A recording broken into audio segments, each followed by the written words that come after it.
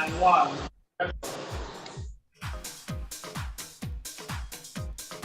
Okay, take it out. Take it out, take it out. Now quickly, go back down.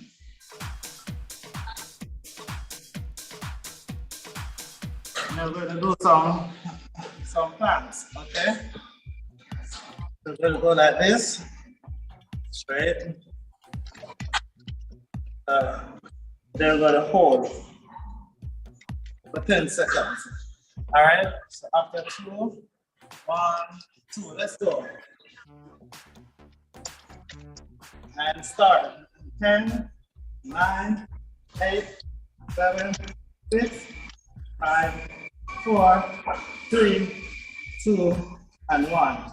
There you go. Now, we're gonna walk with it. We're gonna walk with it. We're gonna go down. We're gonna go like this. So we're gonna walk. Let me try and change direction so you can see. We're gonna 1, 2, 1, 2, 1, 2, 1, 2. Let's go. Can you try that? All right. After 2, 1, 2. Let's go. We're gonna walk with it. 1, 2, forward. 1, 2, backward. 1, 2, forward. 1, 2, 1, 2, 1, 2, 1, 2, 1, 2, 2 more. 1, 2, 1, 2, 1, 2, 1, 2. There we go. Nice. Nice, guys.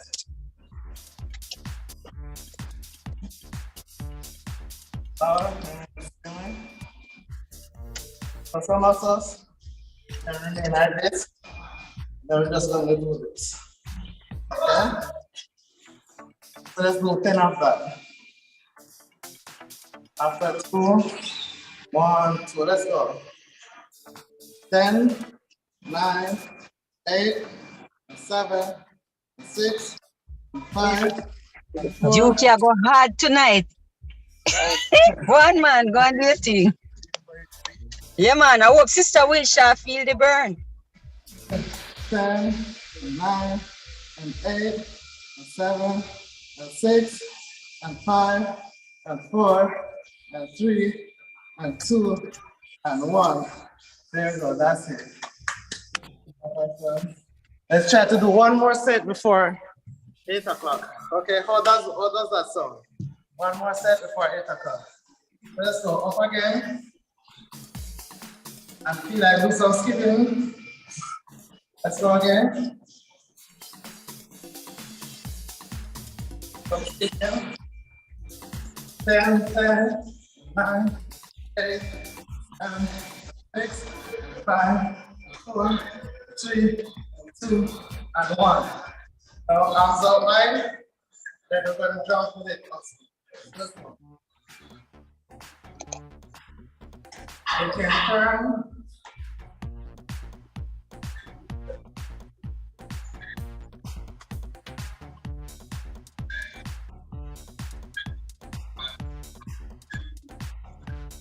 Let's go. Sorry about that. We're going to do long.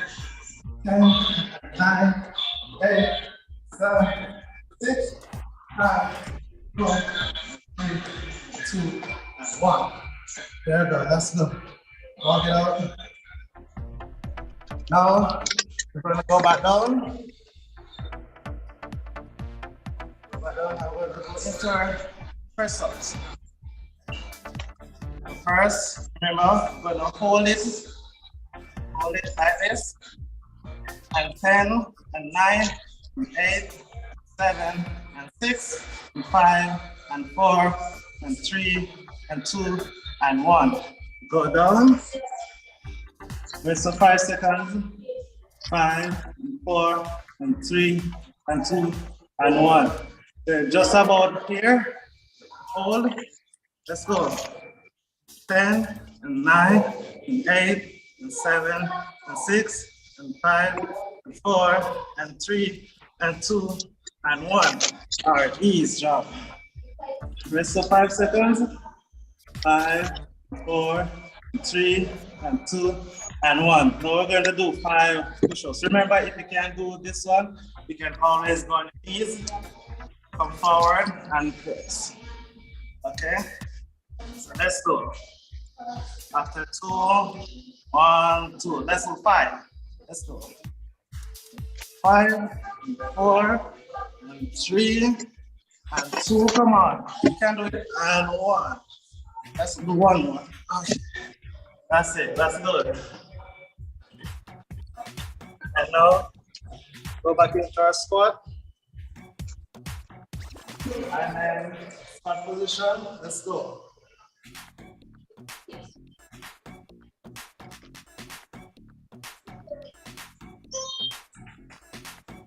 And 5, and 4, and 3, and 2, and 1. There you go, beautiful. Now we're gonna hold squat position now. So let's go. Hold, and sitting down. 5, 4, 3, 2, and 1. That's good, beautiful. Now, shake it out, shake it out. Go down back on our hands.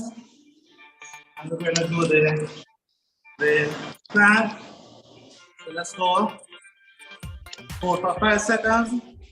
5, 4, 3, 2, and 1.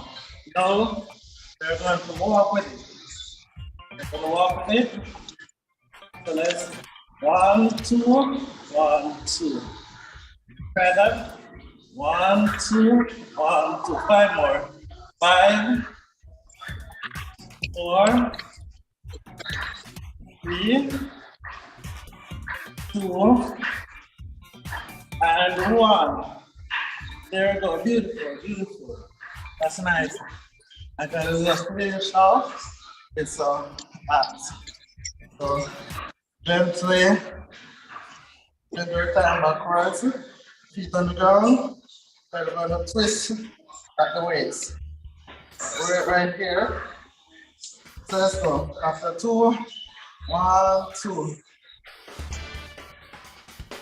5, 4, 3, 2, and 1. There we go. Beautiful, beautiful. Good job, guys. Good job, good job. Take a little breath, deep breathe in, breathe out. Breathe in, breathe out. Breathe in, breathe out. That's good, that's good, that's good. Let's walk it out. Just walk it out. Breathe in. Send your arms. Walk it out.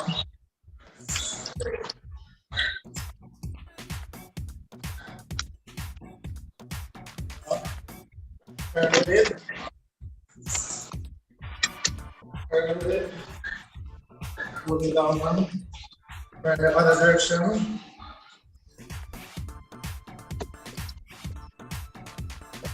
There we go. Beautiful, beautiful. So let's go up. Breathe in. On the toes. Down. Again, breathe in. Hold. Let go. One more time. Up. Let go. Set your arms, pull it across. Pull it arm. So pull them like this. 5, 4, 3, 2, and 1. Pull it across. Small circle forward, back circle backwards, small circle. There you go. Then lift those feet, left foot or anyone first. If you can hold it, you can hold on to something and lift it and pull. Like that. This will not pull too hard.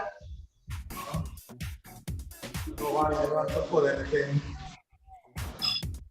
Yeah, there you go.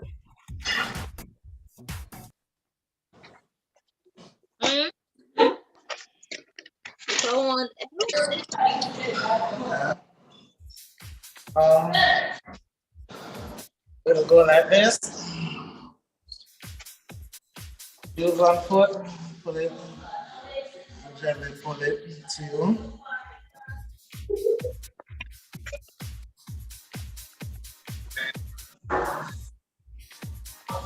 Next foot, pull.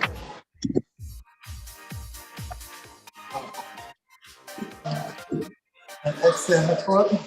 Try to reach for the toes.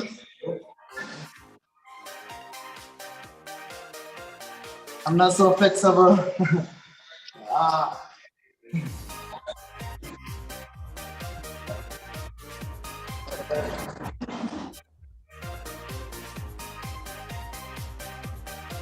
Some persons who are back, can do this. Do the roll. This helps to come out.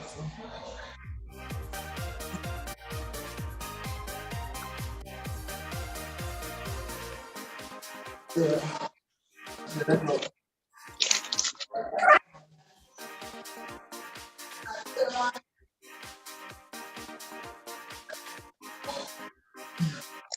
There you go. Beautiful, beautiful.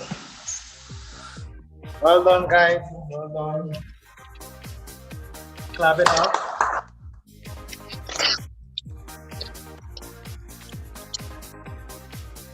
Okay, nice, nice.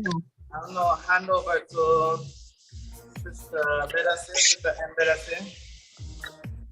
Brother in Bedassi will do the honors for me. Okay.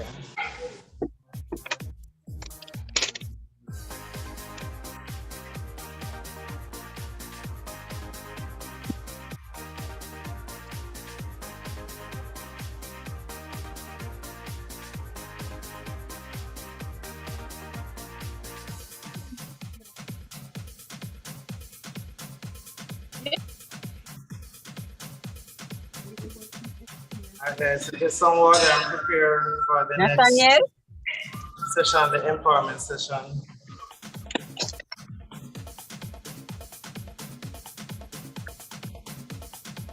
Nathan?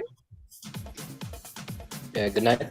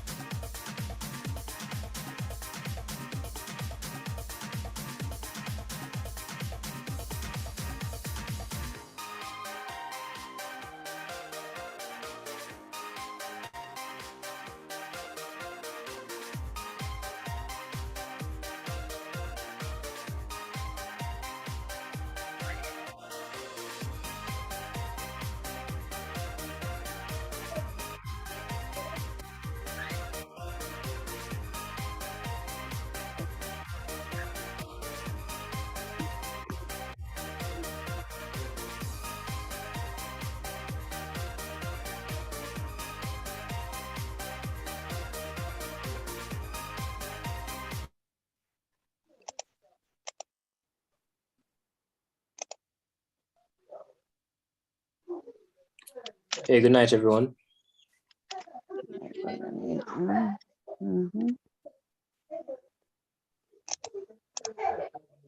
Hello. All right. So, let me apologize for the host's absence. I'll be filling in for them until they're able to resume their position. Thank you, Brother Duken, for leading all the exercise session so capably. So I'm going to introduce our evening's presenter. She's no stranger to most of us. So I'll go ahead.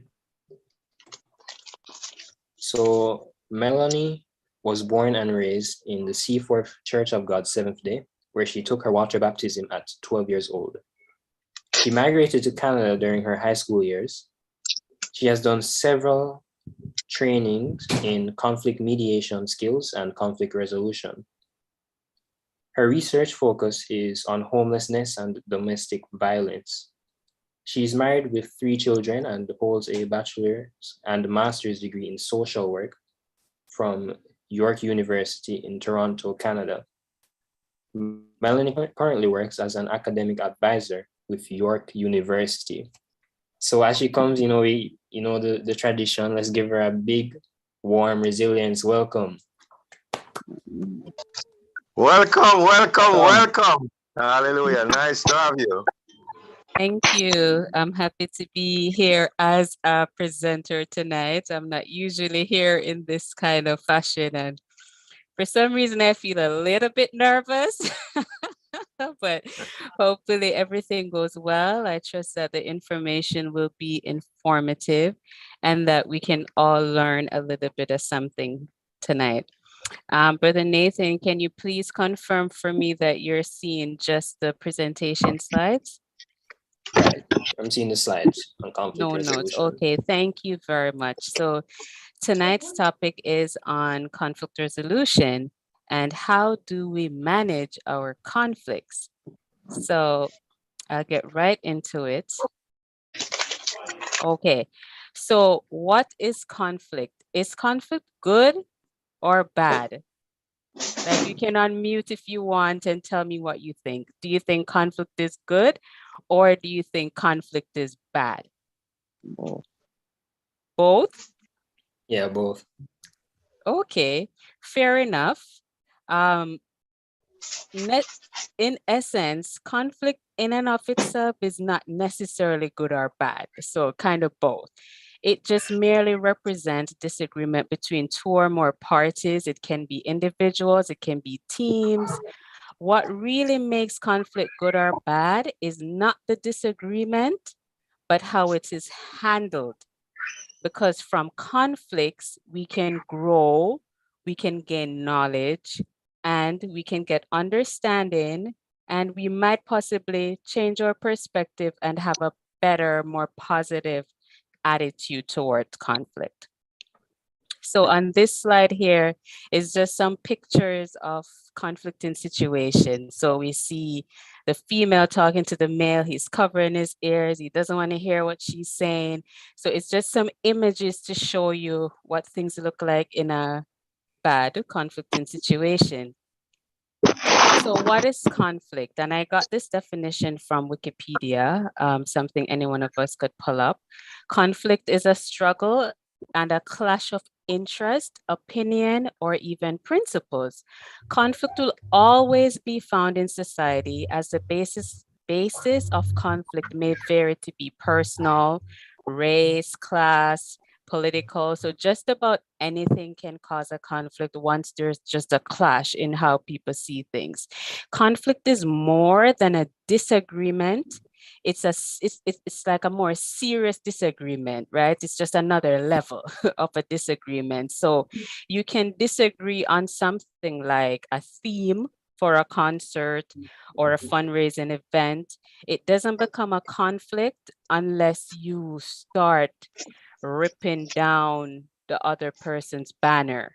You're so upset with them for making that theme that you start acting out, right? So that's how it would be different from just a disagreement. People can agree to disagree, for example. Conflict is different from a mere problem, because a problem can be a one-off situation. So for example, the roof is leaking. Everyone has to come together and figure out how we're going to fix the roof. It doesn't mean that there's a conflict. It's just a problem that needs to be fixed at the time.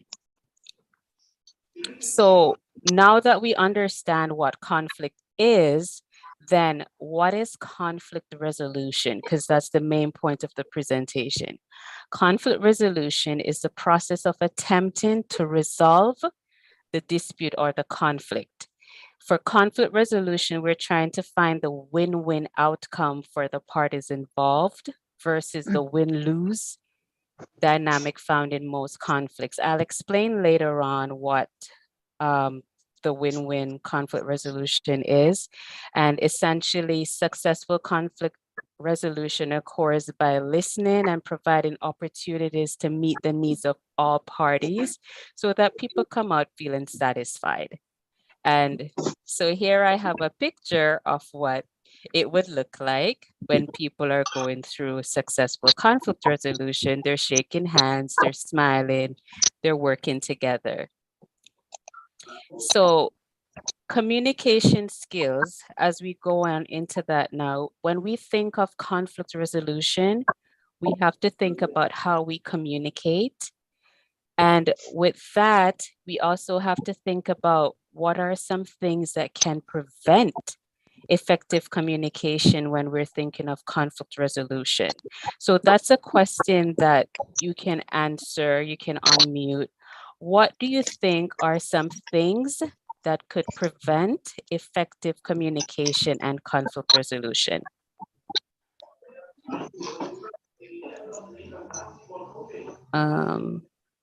Hey, good night. I think a lack of empathy could contribute to that. Okay. Thank you, Nathan. Okay. Thank you. I'll keep going. So let's think about some broad things like interrupting. Someone's talking to you and you cut them off. You're not interested. Or they're talking to you and you're ignoring them. So ignoring, an example would be someone's telling you about their child's health and you say, oh, the person is okay. And then they change the topic. You want to go to the banquet next week? So it's like you totally ignore the main point of what the person is saying. Or sarcasm. When someone does something or says something to you and you're like, okay, sure. Like in this example, sure. You had no idea I'd mind you taking my lunch without asking. Or if you're accusing the person of something, or you're insulting them, or you're calling them names. Someone says something and does something and like, ah ha ha, you laugh at them. You're such a clown. Or they tell you something. I sent my link to look at a I presentation. think we need to mute Sister Ray. Oh, sorry.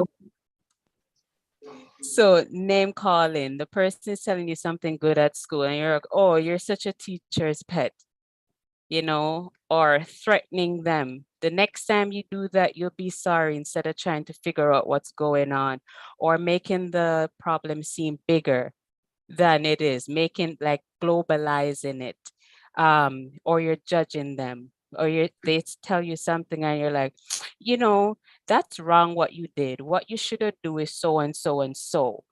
Or you're blaming the person for whatever happened, or you're stating opinions as facts. You think something is going to happen and you say it as though that's the rule. Like they give you a suggestion and you're like, that will never work, because it's like it's a fact. How do you know that won't work? Or someone says something and you said you pretend as though, so you're expecting someone to read your mind. Sorry. So they say something and it's like you feel like you already know what was going on. Like, you know why I'm mad. Like, no, you don't necessarily know why the person is mad. Give the person a chance, right? So when we think about these things, these are things that, you know, people can malice over. If you think about it, you probably have your own examples of how these relate in your real life situation. So these are things to keep in mind. These are roadblocks to communication, and we don't want that when we're thinking about resolving conflicts. So I'm going to talk about a good form of communication. It's called iMessages. And I got this information from a module Sunburst Communication. And iMessages, essentially, they create a positive atmosphere for you to communicate and problem solve. There are three main parts of it. Essentially, you're telling the person what you want them to change in their behavior without blaming them or putting them down. So you're using I instead of saying you, right? And so an example of how that would work, number one, you state how you feel. So for example, I feel hurt and angry. When you, so that would be state the other person's behavior. What made you feel hurt and angry? So it would be, I feel hurt and angry when you laugh at me about my accident. And then you ask for what you want to happen. I want you to take what I say seriously and not laugh at me when I tell you things. So it's all about how I feel. I feel hurt and angry when you laugh at me about my accident. I want you to take what I say seriously and not laugh at me when I tell you things, right? You're directly stating yourself, how you feel, what happened to make you feel that way, and what you'd prefer to make you not feel that way. And sometimes there is a third part to iMessages where you can include a because. It's still focusing on you and the issue though. So it would be, I feel hurt and angry when you laugh at me about my accident because I almost died in that accident and I don't think it's funny. I want you to take what I say seriously and not laugh at me when I tell you things. And the difference between this and something like, why you have to laugh off of that for? Yeah, idiot. You know, like just the way how we approach things can get people upset. But if we're focusing on ourselves and how we feel about the situation, what happened, how we could feel better, then that's a different situation. And also, iMessages can be positive. It's not just negativity that comes out of iMessages. So a positive example of an iMessage could be, I felt so relieved when you offered me a ride home last night, so I didn't have to walk or I didn't have to take the bus, right? So we think about even in like a culture, in cultures like ours, especially in Jamaica, where not everyone drives, you might offer to take someone home after church, and you know they could say thank you, or they could turn it into a nice iMessage and say, I felt so relieved, or I felt so happy when you offered to take me home last night. That way I didn't have to walk. And it just opens up space for communication. So let's practice. So the situation is, and I'm going to pick on a volunteer, so you can volunteer yourself. Otherwise, I'll go through the list of participants and pick someone. So the situation is, Mary took your lunch from the lunchroom and you want to confront her about it. And this example, I took it directly from one of the roadblocks, which was the sarcasm roadblock, where the person said, sure, you had no idea I'd mind you taking my lunch without asking. So what I would like is for a volunteer to open their mic and tell me how they could turn this situation into an iMessage situation to communicate what's happening.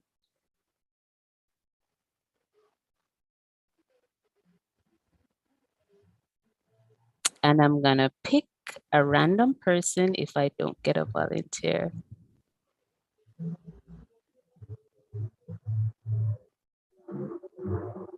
Maxine. Maxine, are you able to unmute and respond? How could we turn this situation into an No, Melonie. iMessage? What was that? No, no, no. No, you Ask- can't answer. Okay, Pastor I can't Chambers. Pastor Chambers, how would you turn this into an iMessage? So the situation is, Mary took your lunch from the lunchroom, So you're confronting her about it, but you're going to use an I message to confront her. Are you able to unmute and respond? I'll volunteer Melonie because I don't hear anybody. Okay, go ahead. All right, I will allow her then. Okay. Okay. So the iMessage to the coworker would be, I feel disappointed and upset when you eat my lunch because it makes me feel like you don't care, or makes me feel like my hunger is not being considered. Okay. Now you have to ask for something. And I would like you to ask me the next time if you would like to have some of my lunch. Perfect. Thank you very much. Thank you very much. Pastor Chambers, would you have done that the same way, or do you have an alternate iMessage you'd like to share? Okay, so forgive me for not showing my video. No problem. All right. Yes, I would really respond in a similar way because we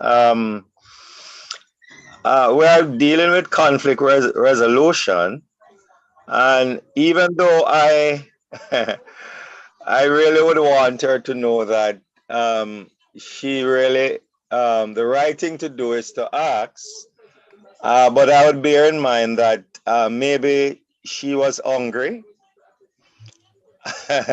And so I would ask her some explanation in terms of why did you take my lunch without asking? Trying to get some reason from her, because sometimes if you just don't why did you take my lunch without asking, then it might lead to some conflict. But if you turn it into a question, why did you take my lunch without asking? Then you open up the door for conversation so that she can give a reason, or he can give a reason why that was done. So that's how I Okay. would approach it. Thank you very much. That's one way to deal with it. The thing with that, yes, with communication, it's always good. It's two people talking, you want to get response. But what I find is that sometimes with the iMessages, I really like the approach because it really sets up your feelings first. So it doesn't come on as an accusation. So instead of saying to them, why did you take my lunch? Waiting for them to respond, the real issue that's affecting me, yes, I'm upset that you took my lunch, but I really want you to know that I was looking forward to my lunch and I was hungry and you should have asked first. So so I state my feelings first, and then if you want to ask them to respond later, you can do that. But in terms of iMessage, it's a message that you're given more than it is for you to ask them for feedback. So it usually leaves room for feedback. But what I find is that it usually solves the problem in a faster way when you're able to state feelings, when you add feelings to it, right? Especially if it's a non-offensive way.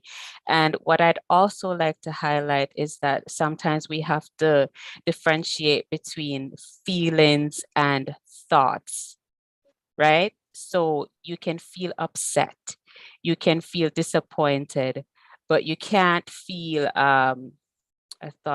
you can't feel, I lost my train of thought, but essentially, sometimes we mix up feelings for something that we're thinking. So you would think that the person is craving, but that's more like what you think about them rather than you feeling that way.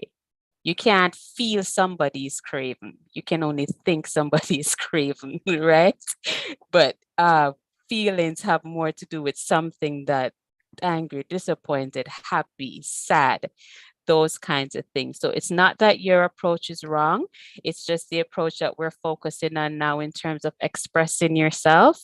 It would be different. Does that make sense? Mhm. Okay. And we can ask questions if we want. I'm open to It makes questions.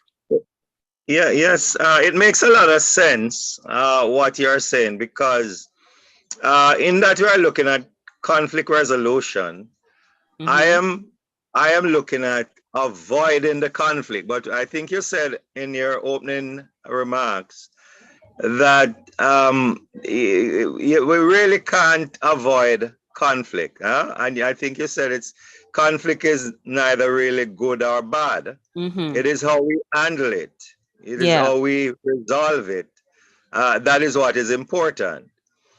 So in my response, I was really thinking of avoiding the conflict by just saying to her, I mean, you took my lunch without asking, and I am hungry, right?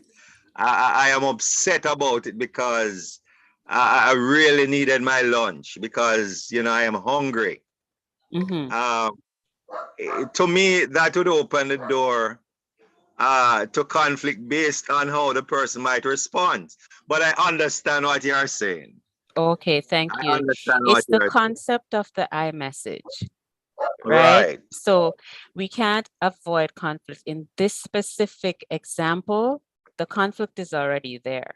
The fact that the person took your lunch and you're upset, the conflict is there. That's where the two parties are already opposing. One took it, one didn't want them to take it. So it's already there. So then how do we diffuse it? How do we express what we want the person to receive without um how do we express ourselves to them, basically? I think that's a good part to start with conflict resolution. We have to make a check of ourselves. What's happening here? Why am I feeling the way that I'm feeling? What would I have preferred? And if you focus on yourself in that way, then you're checking you before you say to the person, why did you do it? That's just my approach. Whatever works for you in the end, what we want is for everyone to be happy, for this to be solved as best as we can solve it. So here are some good things for conflict resolution and communication. There's active listening. With active listening, you pay attention to the person, you look at the person, you nod. If it's a case where you can't see them, then there are ways to show that you're listening. Imagine talking to someone on the phone, for example, in this day and age where we're not always seeing people, and you're talking to them and the line is completely dead. You don't know if they're still there, and you're like, hello, because you have to check to see if they're still there. So you said the person is talking and you, yeah. If it's face to face, look at the person, nod. Don't just be looking out of space while the person is talking to you. Clarify. If you need to know something you don't understand, ask. What do you mean by that? Dig deeper, listen for feelings, because people, when they're talking about things, it's always based on what they're feeling. So listen for feelings. And this is when we want to solve the conflict. If you don't want to solve it, your approach is going to be different. But we're talking about conflict resolution. So I want us to think about that. We're thinking about conflict resolution. So you're listening for feelings, you're reflecting, giving back the speaker's feelings. So the person may not necessarily say to you that they're upset. So then you say, are you upset? You're giving back their feelings. Paraphrase. If you want to check to make sure that you understand what they said, then you restate it. Are you saying that I shouldn't have taken your lunch? Paraphrase, validate, acknowledging the value of talking. So you're acknowledging what they're saying. You're acknowledging that, thank you for saying that to me. I didn't think you'd be upset. You always bring extra food, for example, so I didn't know. You're validating. Avoid common listening mistakes that we spoke about, the interrupting, change of subject, and so forth. Okay, so now for the ones I spoke about earlier in terms of lose, lose, lose, win, and win, win conflict resolution. So with lose, lose, both people lose, right? So in lose, lose, in most cases, the one person who is bringing the issue forward in most cases, they don't really care, or the one that speaks the most or something. I don't care what you feel. You know what? Nobody's going to be happy, and that's all right. In a lot of cases where this is a, let's not go so extreme, the example in my head. I'm thinking of, for example, the story with Solomon when the two moms went with the one baby and they said, one mom said, both moms said that it's their baby, and the suggestion was made to, okay, kill the baby, give one half, give the other one half. In that sense, nobody would have won. No mom would have any baby in the end, right? So then both people would have lost. Or it could be something like you have two friends, and let's say one drives and the other one likes to cook and give the other one food. And one day something happens and someone says, you know what? I don't want to be your friend anymore. Allow me. You do your thing, me do my thing. That's it. Right? Both people lose in that sense because the one who used to give the other one a ride, that person doesn't get a ride anymore. The one who used to get the food, no one gets it anymore. It could be a case where, let's say, there's an event and the food is there, and the one person say, "Oh, is Mary make it? Me and Mary no deal. Me not eat it." You know, something like that. Both people lose. It's a lose-lose situation. Lose-win is where there's an imbalance of power. So only one person is satisfied. And this happens a lot of time in marital relationships or women. They tend to give in. Sometimes it can look like compromise where they're like, you know what, for peace sake, is okay. So they allow the other person to win and they lose. And that's why it's an imbalance of power. Only one person is satisfied. And then there's the win-win situation where there can be a mutual agreement between both parties and both end up happy. In this situation, there's a high concern, whoever is bringing it forward and so forth, there's a high concern for themselves and the other person as well. It's not like in the other situation where the lose-lose one where no, they don't care. In win-win, everyone wants to be happy. Any questions on that? No, okay. So when we think of the conflict resolution process, we think of what could be the easiest thing and then the hardest thing, right? So step one, consider a quick fix. You flip a coin. That one is easy with children, head or tail. You get tail, okay, there you go. That's the answer, we're done. Split the difference, skip it. You're like, okay, never mind, it's okay. Laugh it off, walk away. Say you're sorry. That one, it's in the quick fix section, but I just want to highlight that that's a big one because sometimes the smallest of things can happen or the biggest of things. And maybe all that other person wants is to hear that you're sorry. You don't have to do anything. You don't have to bring your mom. You don't have to, it doesn't have to become a big thing. And it says here, if a quick fix won't work, then you move to step two. With step two, don't jump to conclusions. That's where you're using your active listening. Pay attention to what's going on. You ask questions, clarify what you don't understand, listen for feelings. So that's the one where the I'm sorry doesn't work. The person wants to say more. Or walking away or laughing it off doesn't work. So you got to listen. So this is where you're getting the facts. Step three, you have your facts. Now identify the issues. Don't get stuck in your position. Remember, we're trying to solve. When you get stuck in your position, it's easy to have an imbalance of power when you solve it in case the other party decides that it's okay, never mind, right? Or if you get stuck, it could be that nobody wins and you just say, "Me done, that's it," right? We don't want that. So don't get stuck in your position. Say how you feel and what you need. Avoid communication blockers. Pay attention to body language and tone of voice. That can help you to clear stuff up where you need to. And consider the situation from the other person's point of view. Sometimes we get stuck in our own ways and we're not really hearing the other person. But if we were to think, let me see, maybe she's right. Like if you think about it from the other person's point of view, you might see that it makes sense. So even with the one with the lunch, it could be a case where the person say, I was so hungry, you always have extra food. I'm sorry, but I just thought it would have been okay. Then you might look and say, true. I always have extra food anyway, so I won't let that affect us, and they move on, right? Pay attention to the other person's point of view. Restate the conflict as a problem that can be solved. Earlier, I spoke about the difference between conflict and problem.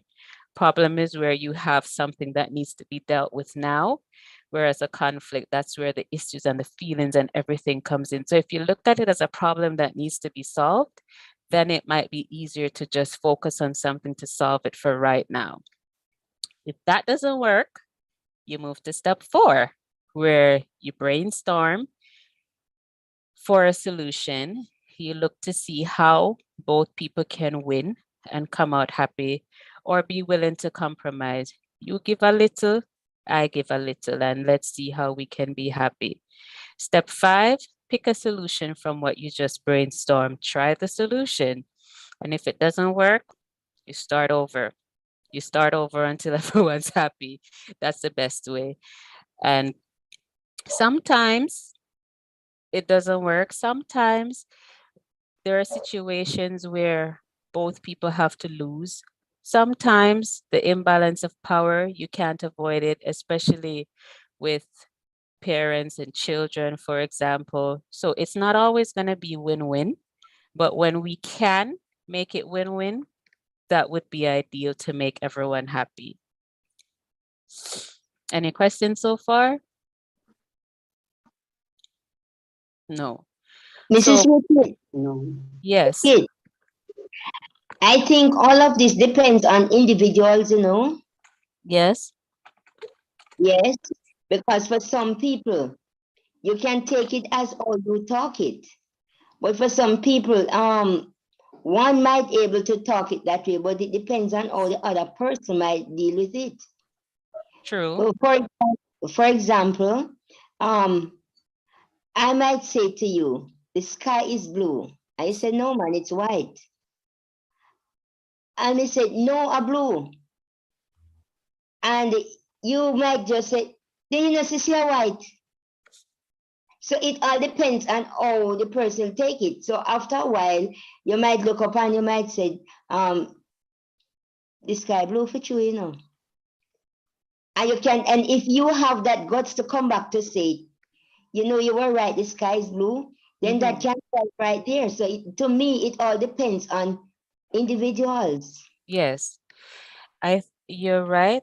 Very right, Sister Ray. And so with sometimes lose, lose, lose, win, win, win. Sometimes you have to just agree to lose so the person win. And it's not necessarily the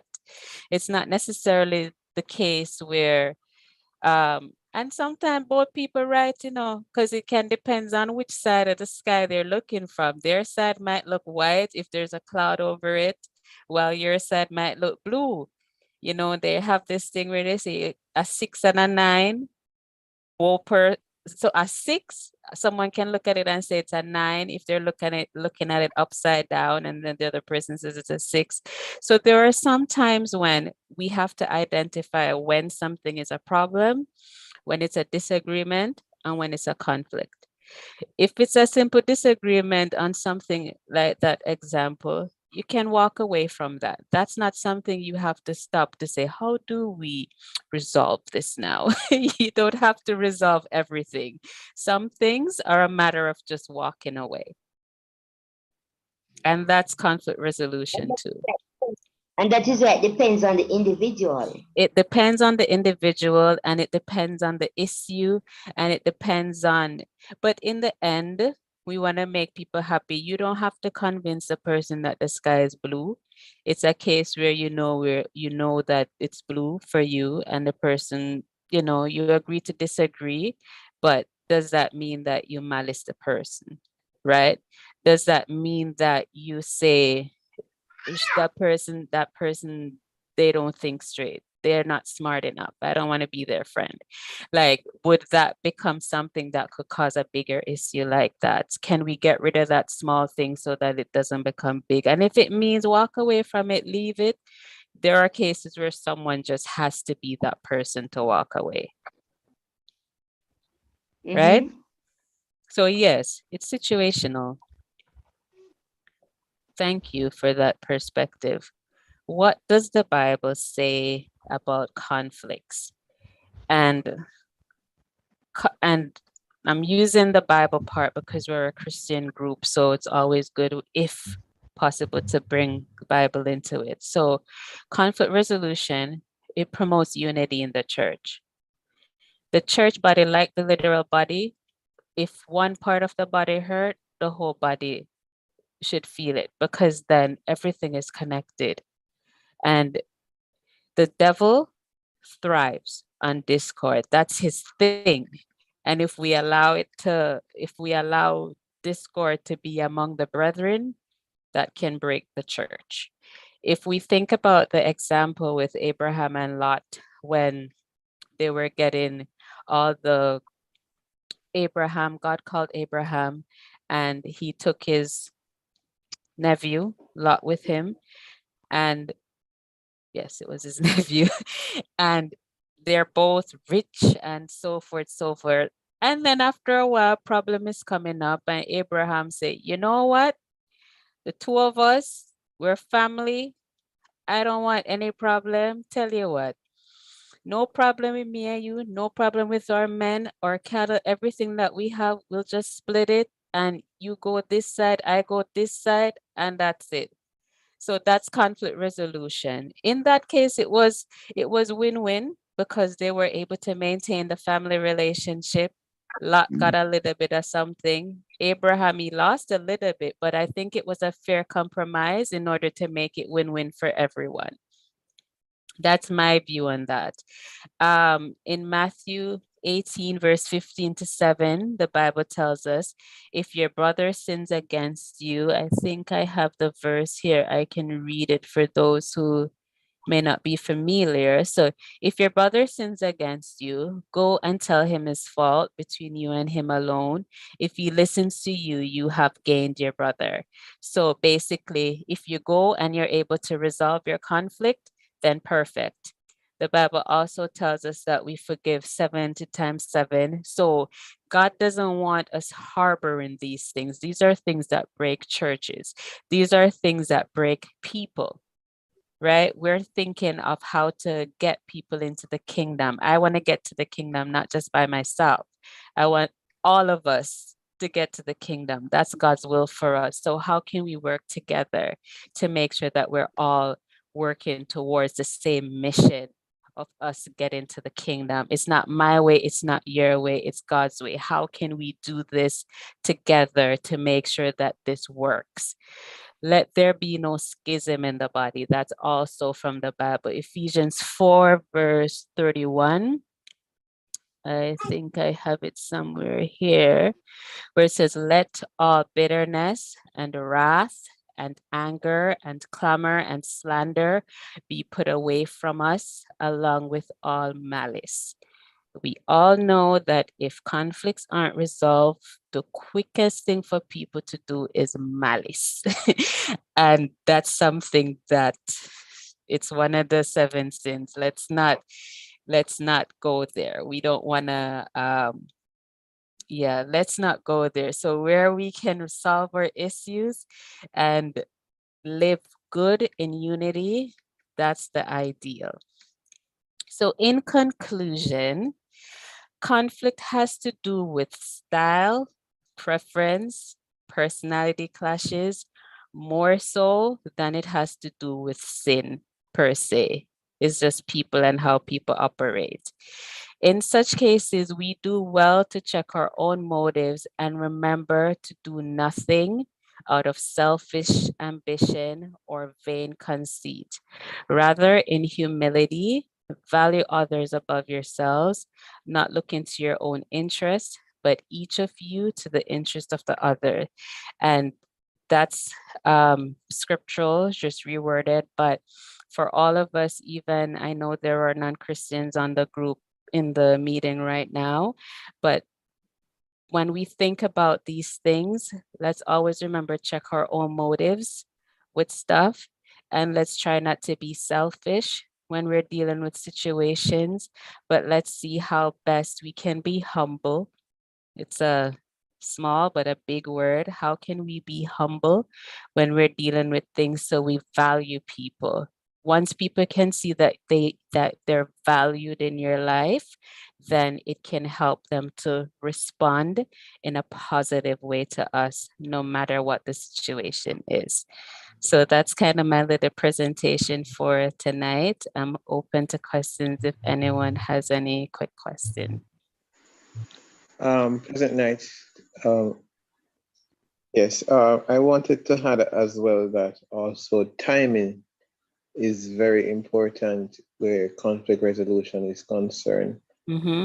Because you might say the right thing, but at the wrong time. Yes. Right? So, timing, I think, is very important in where conflict resolution. Very good. You just got bonus points. Thank you. There's also a comment in the chat, the power of perspective. Thank you, Brother Chase. Brother Chase is my husband. Thank you for joining tonight, Chase. Thanks for the support. You're welcome, sweetie. I think I saw a hand raised. Oh, it's gone. In terms of, let's say, I'm just looking at a scenario here. As you make mention about church, because church is not really, there's not an exception where church is concerned with conflict, because from time to time, you will have disagreement. Even in beliefs, sometimes even simple things. But I think one of the things that sometimes can cause us to lose, focus is when we're focusing mainly on the problem than trying to find a fix for the problem. Yes. And so I think a lot of times that is what happened instead of focusing on the fix, where highlighting and magnifying the problem in itself than trying to find a solution. So if we have that kind of thing where when something pops up, if we have the attitude where the first thing we try to do, how to fix this, then I think it is easier to have problem resolution. Thank you. When you say that, the thought that comes to my mind is when problems or situations, instead of just opposing, how can we propose something to help solve it? So instead of opposing, propose. So propose, not just oppose. So then that's when we will focus on problem solving and conflict resolution. Thank you, Deacon Brown. Chase Ricketts, go ahead. Thank you, and thank you for a wonderful presentation. Thank you. How important is trying to understand the other person's perspective in conflict resolution? How important is it? Very important. Sorry, I'm saying just very important. Sometimes I do realize that two people can be trying to resolve a conflict. Both are saying the exact same thing because they're not listening necessarily to the other person's perspective. And so both are saying the same thing. Both are trying to accomplish the same task, but they're saying it in different ways. Yes. And so I think it is essential to try to understand the other person's perspective, how they view the thing, how they view because when you understand another person's perspective, you realize that their context is different. from your context. Their worldview Yes. is different from your worldview. They're seeing it differently. And then once you get to know, appreciate the other person's perspective, you realize the person is not necessarily wrong. But given the context and their perspective on the issue, it just comes down now to understanding, and there's really no conflict, but trying to understand the person's perspective. Yes, thank you. And that could be where active listening comes in, and where you're paraphrasing and asking questions where you need clarity. And so this session, yes, I hope that there's at least a little nugget that everyone can take so that we can practice these things. So that view on perspective seen from the other person's side of it, 100%. Thank you for sharing that.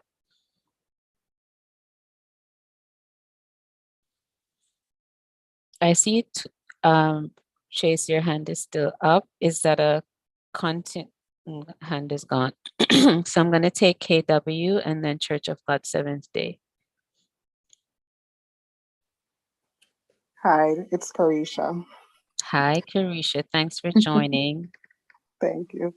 So I just wanted to know if you had any like tips or tools in how to deal with situations where it's like a power imbalance, or one person's maybe more overbearing or dominating. I think Sister Ray gave a good example earlier where maybe the person states like opinion as fact or the sky is blue, and eventually just convinces you to go along with theirs. So in those kinds of like discourse, if you're like the more, the softer one or something like that, then how, like any tips that you may have to deal with those situations? Some people naturally are agreeable where there's just going to be power imbalance, but at the end of the day, if it's not a conflict where there some relationships have imbalance, but it doesn't mean that there's a conflict, right? Anywhere where there's conflict, there needs to be resolution. The two people need to talk about it and see how best they can come to some kind of resolution so that both people can be happy and have win-win.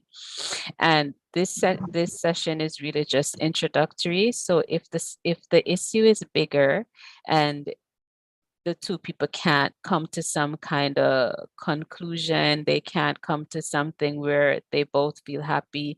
One might be the happy one and the other one is sad. If the sad one is happy to talk about it with the happy one, then maybe they can get something, because it could be the case where the other person just doesn't know how that other one feels. So if together they can't work it out, then I would definitely say get outside support, because then we don't want to break a relationship, especially if it's like deep relationships, right?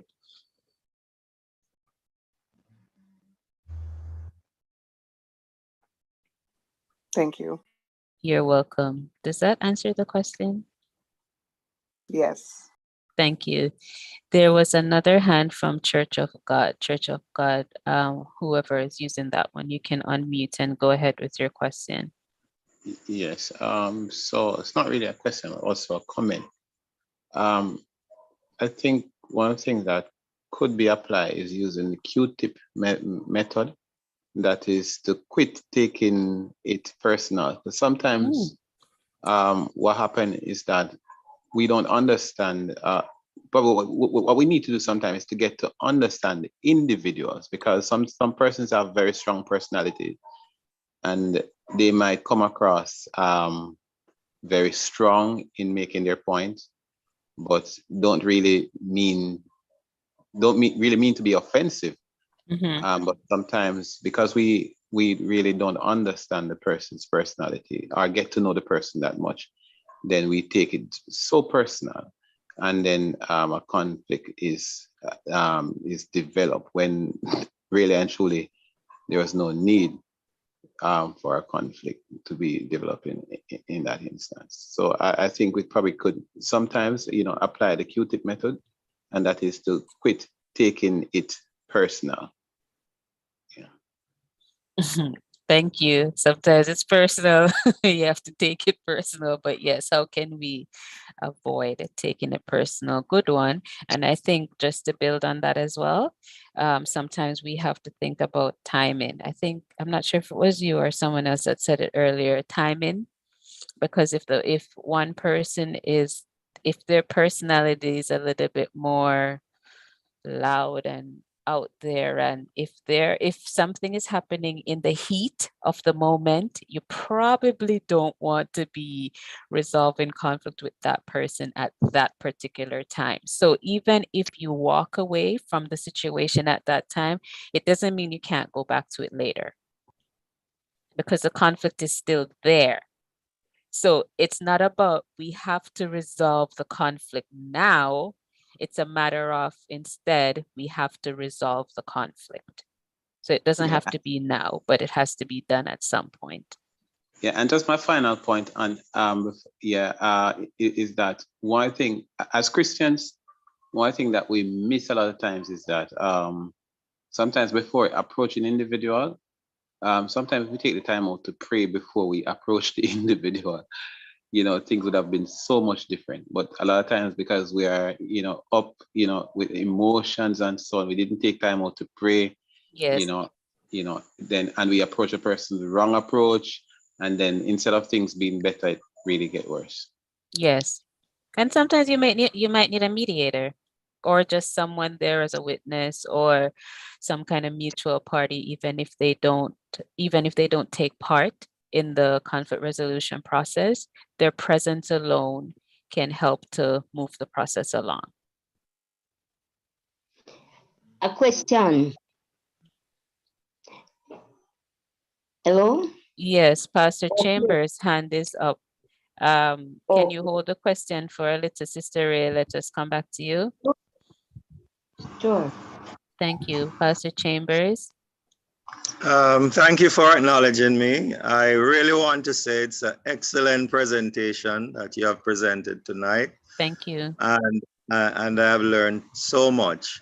I just want to emphasize the point as you look at it on a Christian perspective, where you brought in how the win-win situation with Lot and Abraham, and how Abraham was wise, in the decision that he made. Because you mentioned earlier on that disagreement can lead to conflict. I am putting it in my own words, right? Disagreement can lead to conflict. Yes. So it is important that we handle our disagreement, that we resolve them as quickly as possible. Because when you look at the situation with Abraham and Lot, I am sure that if Abraham was to insist on certain things, then there would have been disagreement and it could have escalated to conflict. But he was willing to say, if you go to the left, I will go to the right. And it's really a good example of how we are to deal with situation as we seek to even avoid conflict and situation that can escalate to becoming violent, that can lead to injury and all of that. Thank you very much. You're welcome. Thank you. Sister Ray? Yes. Earlier you were talking about ignoring. So Yes. I might be speaking to you, and instead of you looking at me and responding to me, you are maybe looking in another direction, looking at a TV or something of this sort, especially when we're on phone and we might be talking, we call it, video talk or whatever. So you can see that is like a sense of ignoring. How do you deal with that?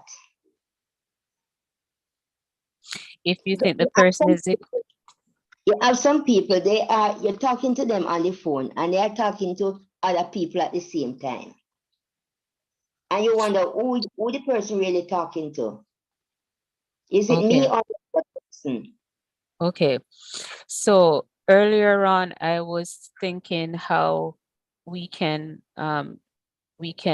differentiate our thoughts from our feelings. So then I just got an example and in my head where we could say the person is being disrespectful somewhat, but so that's your thought that they're being disrespectful, but how do you feel? You might feel disrespected or you might feel upset. This would be a perfect time to use an iMessage, I would say, where you're stating to the person how that specific situation is making you feel. So it could be, Mary, right now I'm feeling a little bit upset because I'm saying something serious and I need your attention, and I'd like you to put down the phone for a few minutes so we can talk about this. Get their attention, get them to see that you notice what's going on. And some people, they just like to multitask, but if it's affecting you in that moment, that would be where you need to state what's happening. Okay. That would be my thought. If someone else has a different opinion, feel free to share.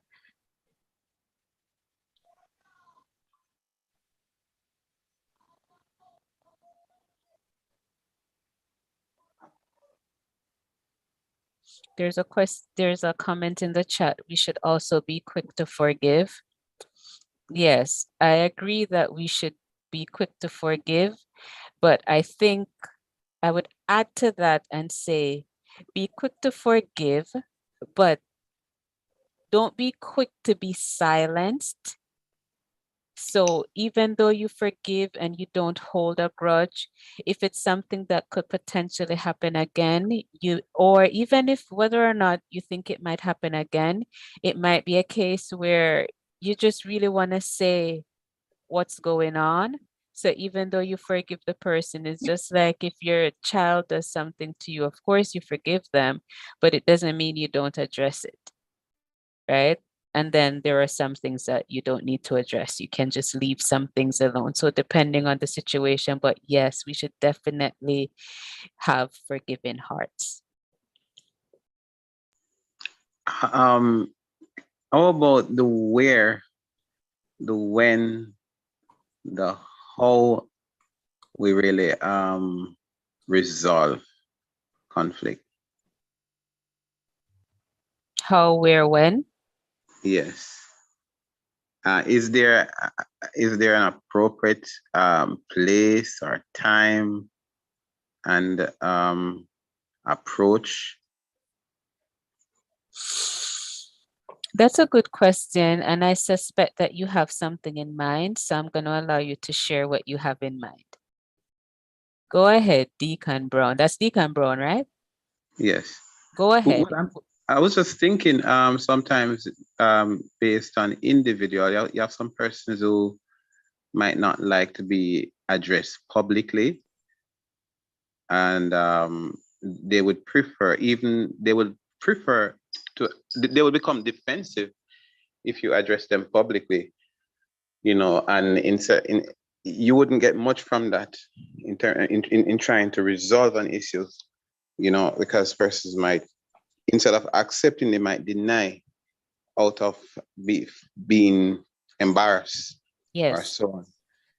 So I think where you address the person is very important, and based on their nature, how it is done. Some persons are very very calm, so if you're probably address them probably loudly, or try to rough them or something, you won't get much from them. So I think where, how, and also the timing, Yes. it depends on what mood the person is in. I think so it's very critical that we really really take time out to really assess or to evaluate. Right. With 100%. And walking away from it now doesn't mean that you're walking away from it forever.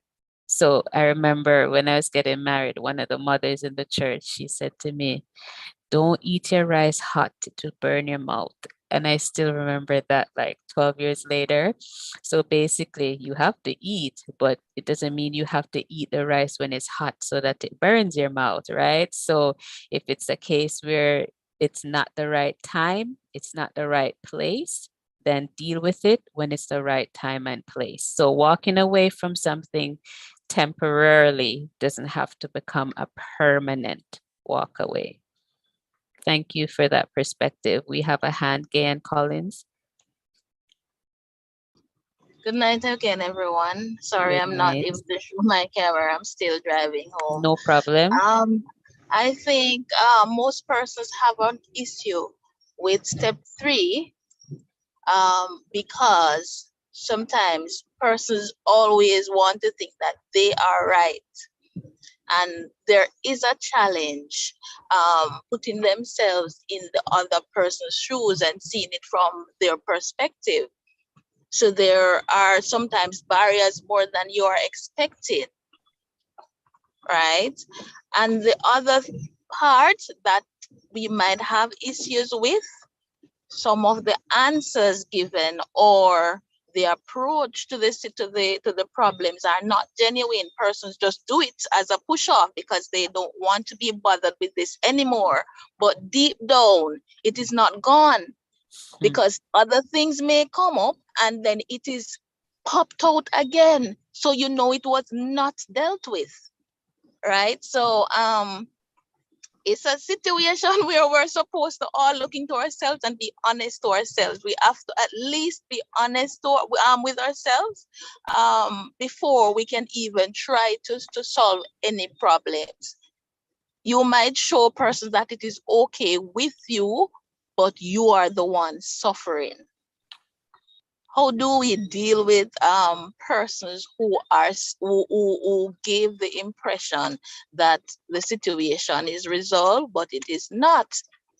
The person who they were in conflict with might think that yes, this person is okay with it, but and is thinking that yes, everything is all right, but the person who is supposed to be forgiving don't reach there. That's a really good question. How do we deal with that? Sometimes you don't know, like you said, you think everything is okay, and then you realize later on that there was still something there. That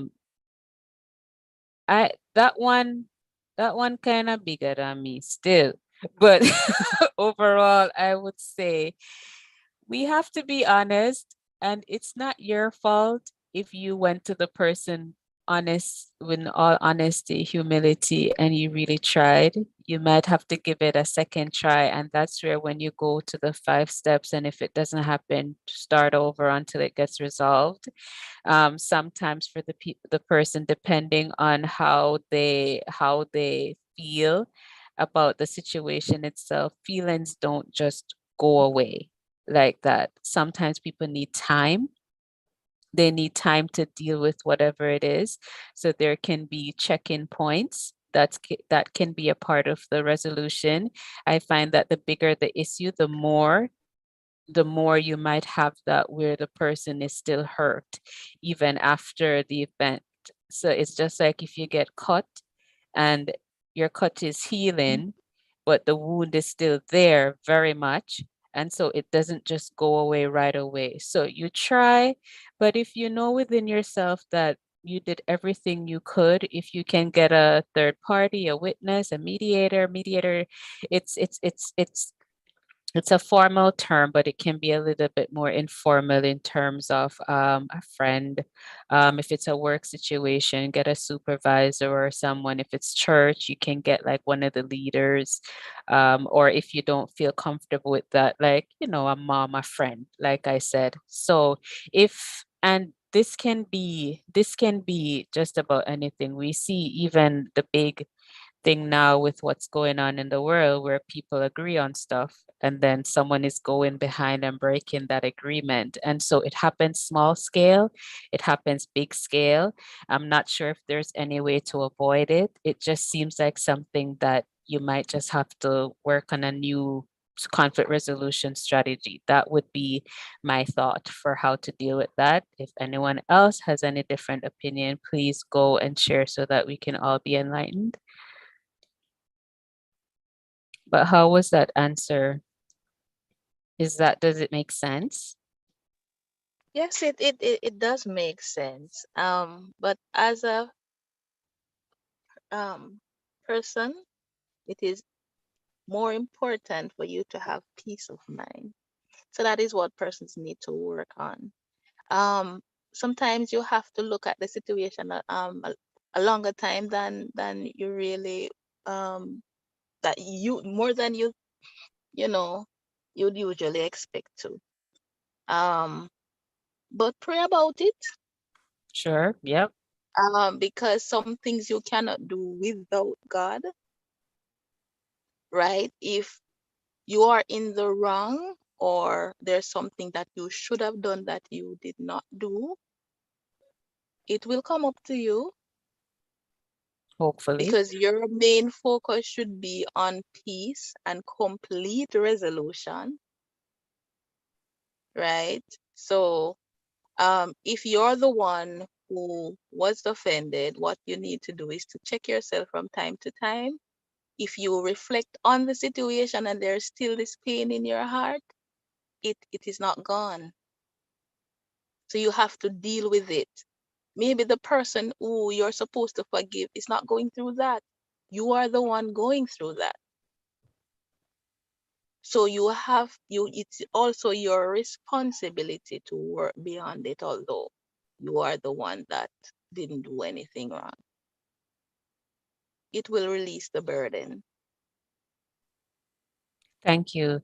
Are there any more thoughts on that question before we go to the hands? If it's a thought on this exact question, you can unmute.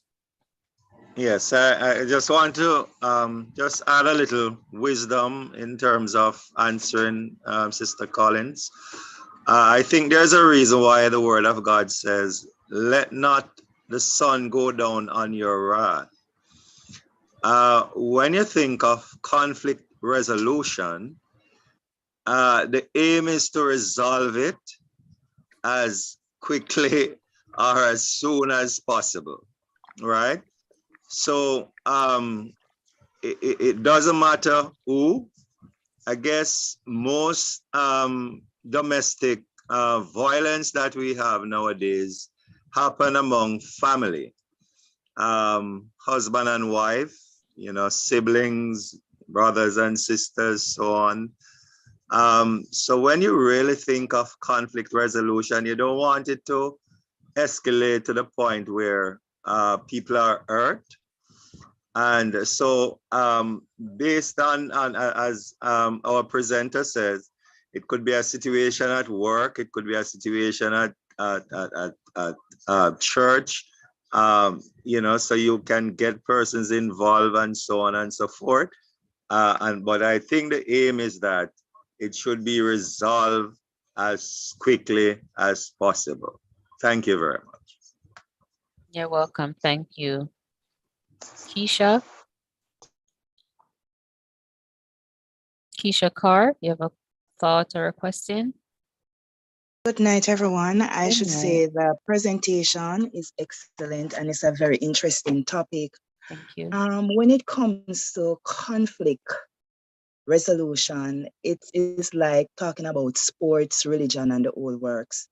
There's a never-ending story, but it all come about with lack of communication, good communication. And in the sense that when you're communicating, it's not every time you open your mouth to somebody else, the person is going to be receptive to it. People interpret things different. And based on what they interpret and analyze for themselves, they can see it as either good or bad. So sometimes we too who are saying things to other persons, we need to check ourselves. And that is how emotional intelligence also come along. When you are going to say something to a person, whether be it at church or anywhere, look at the person's emotion when you're talking. If it's possible for you to look at their physical appearance when you're talking to them. there is a technique named the FAG technique. It's mostly used for emotional intelligence, but you use it also for conflict. It's like you would be sitting at your desk the whole entire day and nobody see. And the one time you move from that desk, the phone start ring, and then when you come back, your supervisor would say to you, say, boy, the phone is there ringing so long from morning and you're not answering, which is not true. So rather than you getting upset, the same sort of person who expect you to be upset sometime, you have to say to them, oh my, I'm really sorry. You know, I was sitting there all morning and I just get up for 15 minutes and this is what happened. So sometime when somebody said to you, say your head big, they say, my head big, but me still look nice. It's just for you to turn the negative into something positive. As well as sometimes when it come across, it's not gonna come across nicely. Sometimes people are going through, and it's based on the culture, based on the background, where you're coming from. Miss Ray talk about ignore. People love to ignore people. So sometimes when you find out that you're talking to somebody and the person is not responding, you need to say to the person, listen, can I call you back another time when I can at least get 80% or 100% of your time because I really want to talk to you? Rather than the person is there, you think the person is listening and them only get 20. Sometimes you just need to ask how much of your time I can get. And the person will decide to say, okay, let me finish what I'm doing and I'll talk to you, because it's not nice to be ignored by anyone. It's not a good feeling and it can leave a bad taste in anybody's mouth. The next time when you come to talk to me, you say, oh, so when I was talking to you, you're going to feel like talking to me. And there arose a conflict. He says, she said. And the thing is that first impression always lasts. So it's all about communication. If we don't get the communication up and going, then the conflict is just going to go on and on. And as the Bible says, a soft answer turneth away wrath, and grievous words stir up anger at all times. So that's my few words. Thank you. Well said. Carisha? I just want to add a quick comment to the previous young lady's comment about unresolved conflict. I think it's important to realize that not every conflict can be resolved, or maybe both parties aren't willing.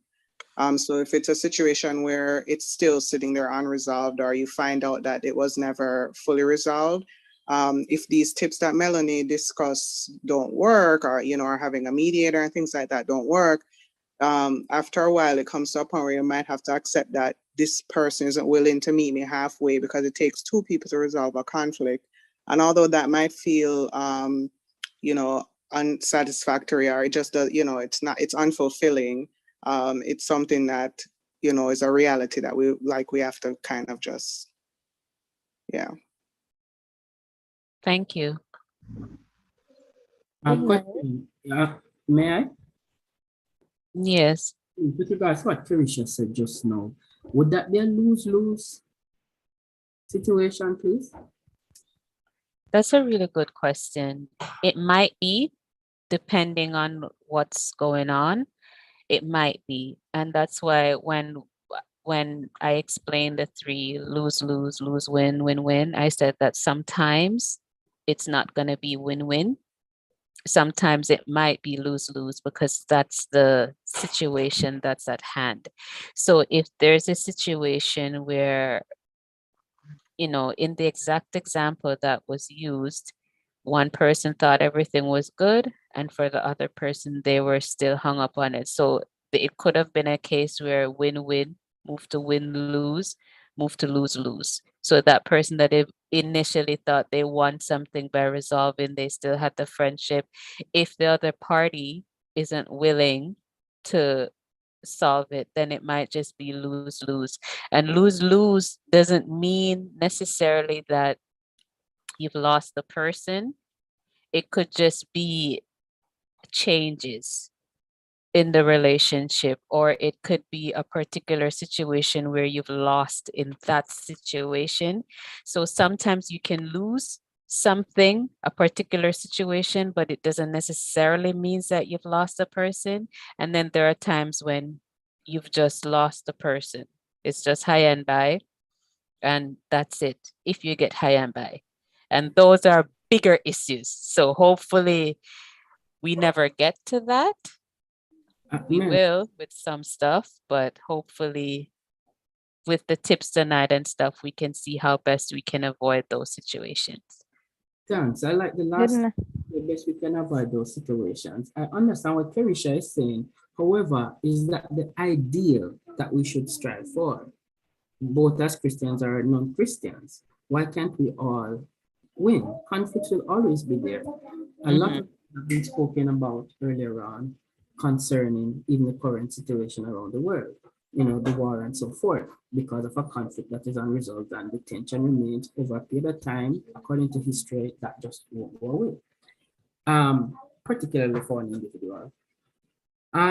What I would say, however, in adding to the points that have been expressed so far, it can be a win-win if we take in consideration the different stuff that has been spoken about.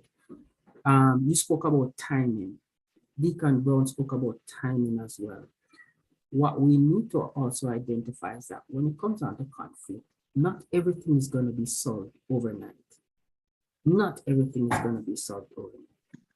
Take, for instance, one individual spoke to me recently, you know, touch base with me, and as best as possible, I will try to say this, you know, anyway, sorry.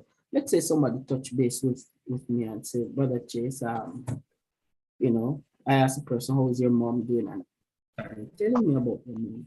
Mom is fine, and however, mom doesn't listen to her, and so on and so forth, because of a lot of stuff, which by listening to the conversation, I realized this thing happening before the person was born.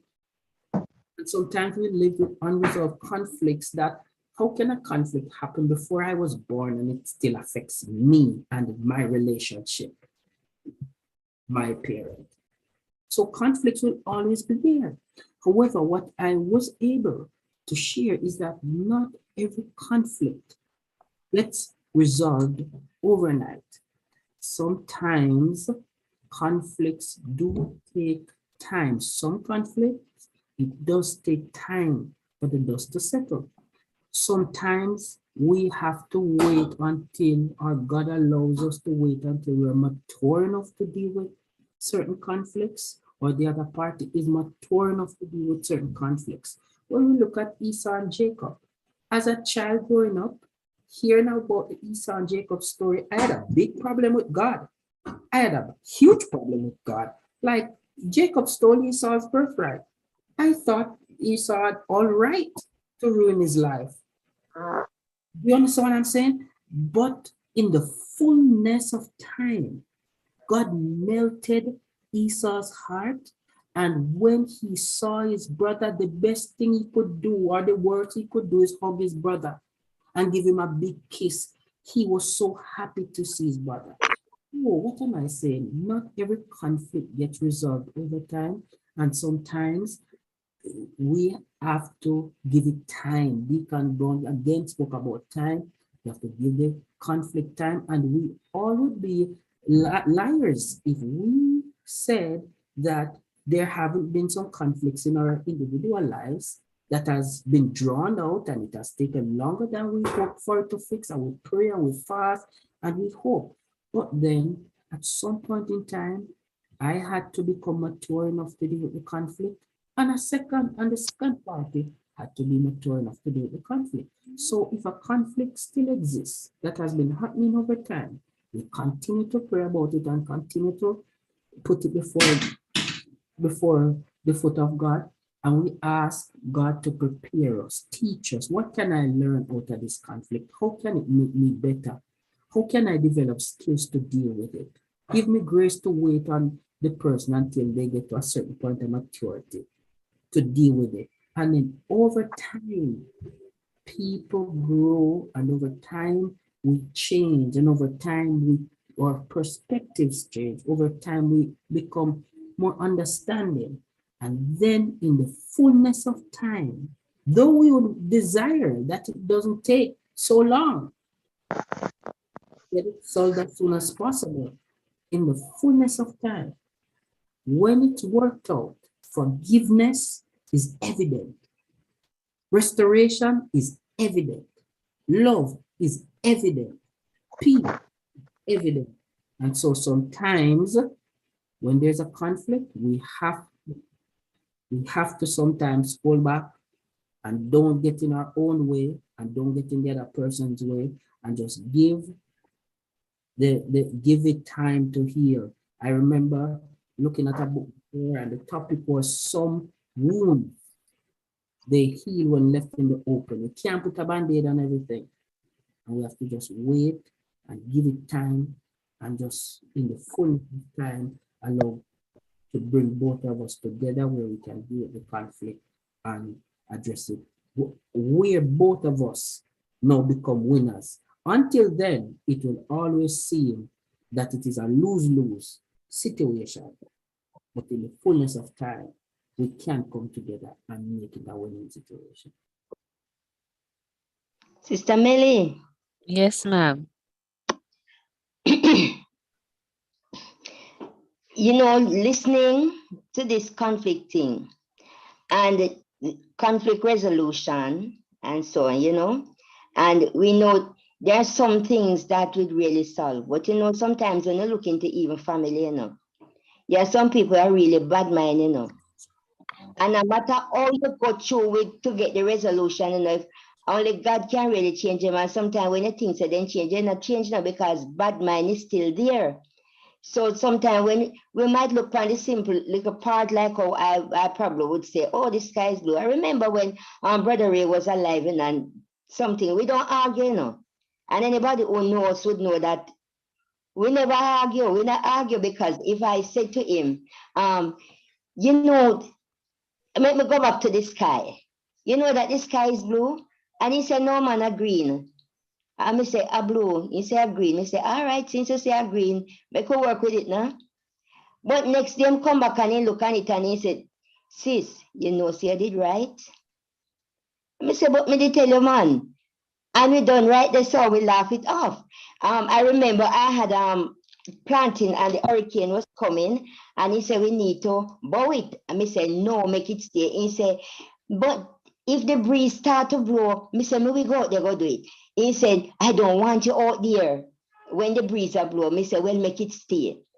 I went to work then I came back, me see the banana tree, the planting cut down. Me said, what, the breeze break down already? He said, no, me ask my friend to bow it down. Me said, but he cut down. He said, bow, me tell him bow it. Me said, me did tell you left it, you know. All right. This storm didn't come. And he came to me and he said, sis, you know, if I did listen to you, the banana tree would be there. Me says, all right, man, because me did tell you left it, but you make somebody go cut it and cut it down. And it live there because of our nature. We have that nature. And so we wouldn't argue about anything, but you have some people who have to really prove their point, and you have some people who are just bad mind. And you see, when people have to prove their point and they are bad mind, no matter what you do, sometimes you have to just move out of area. That conflict not really solved.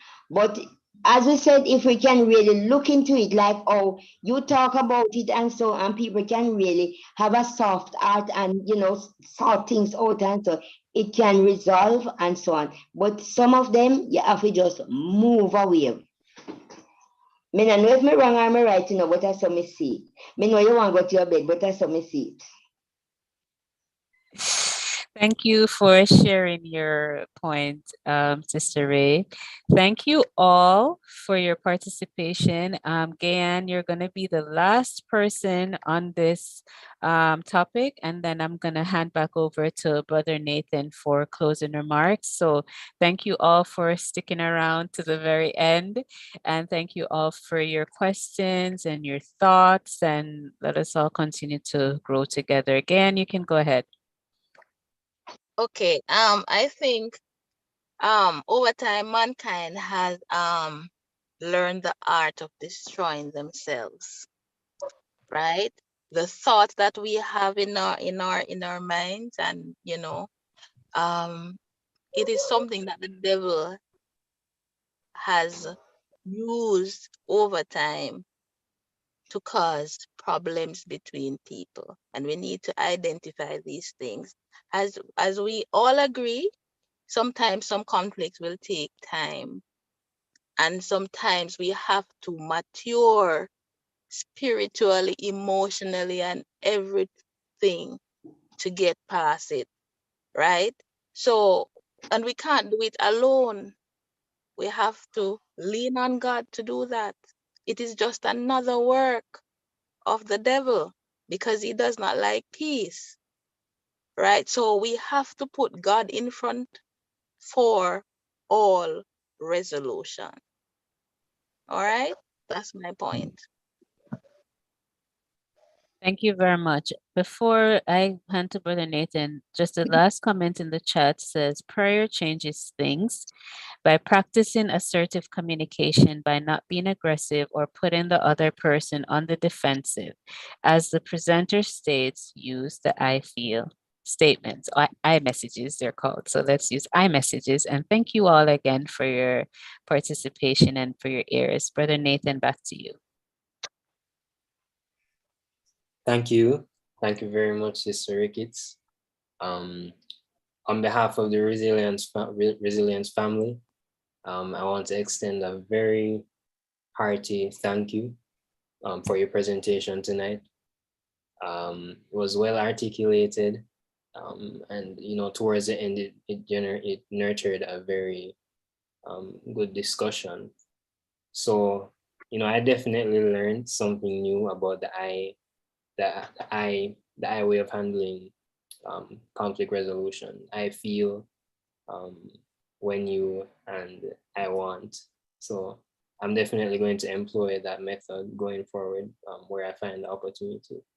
So everyone, we could open our mics and tell Melonie, thank you for the presentation.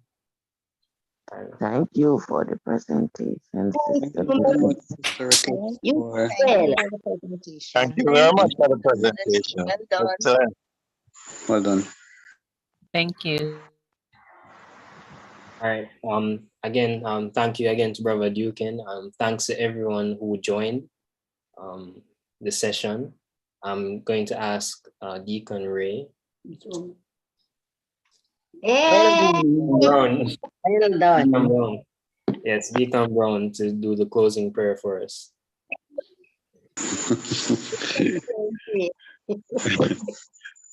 Praise the Lord.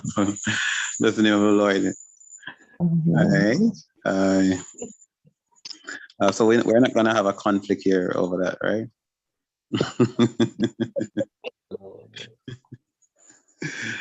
Okay. Most righteous, eternal, Heavenly Father, we give you thanks and praise tonight. Lord, we just want to thank you for who you are. Lord, thank you for this moment, this opportunity we're in. Lord, we could be a part of this wonderful empowerment session.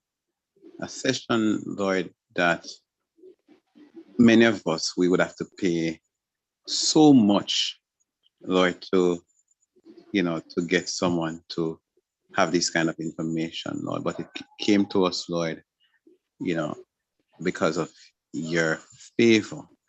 You have blessed your daughter in such a way that she could have imparted such important information to us that we can go back to our churches, to our various homes, our workplaces, our communities, wherever.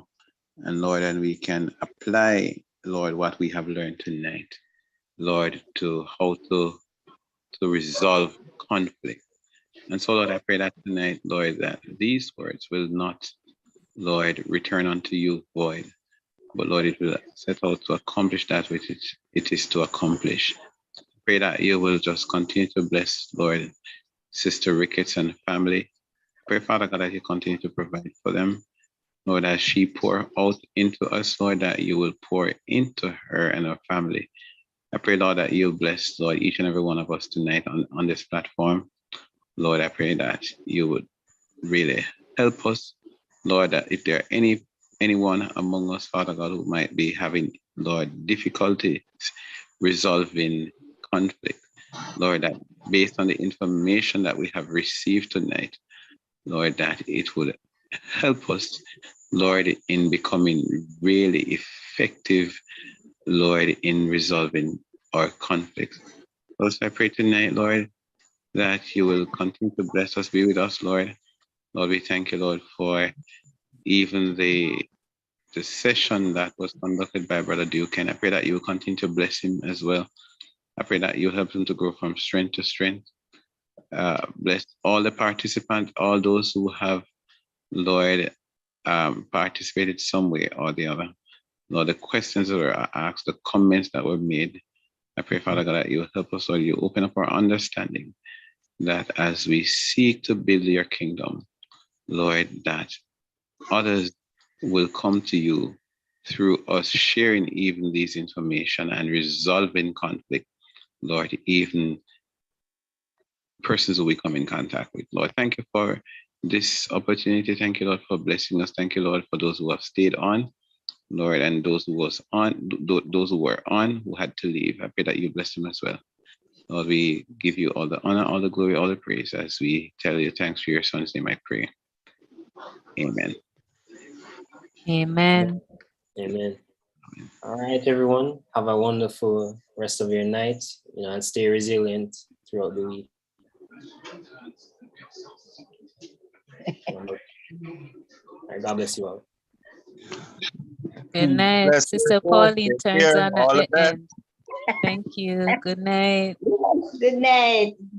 Good All right. presentation. Thanks very much, Sister Keisha Carr. All those who have invited, who have made it. Speak Really it into being, Deacon. Speak it into being. Yes. Sister Keisha Carr. My Yeah. friend Carisha is tuning in from Florida. Thank you for tuning in and for sticking around, Carisha. Is this Carisha and No Carisha? problem. I think it's a Carisha, yes. Yeah, it's Carisha. Hi, Carisha. How is? Hi. Oh, glad. It's such a pleasure to have you on tonight. How is your sister doing? She's good. We're here in Florida. Okay, great. Give her my regard. Okay, will do. You take care. All right. Hi, Carisha. Hi, Grandma. Hi, Grandma. Hi. Okay. Good night, everyone. Good night. Thanks for your question, Gayan. It was wonderful. Yeah, thank you for the information. You're welcome. God Until bless next you. week, guys. Bye. Oh, Right. okay. Bye, children. All right.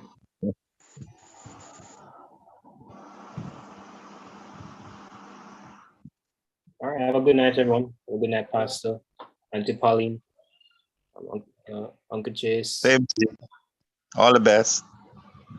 All right. Good night, everyone. Bye. Everyone, good night, Auntie Pauline. All right. Good night, Nathan.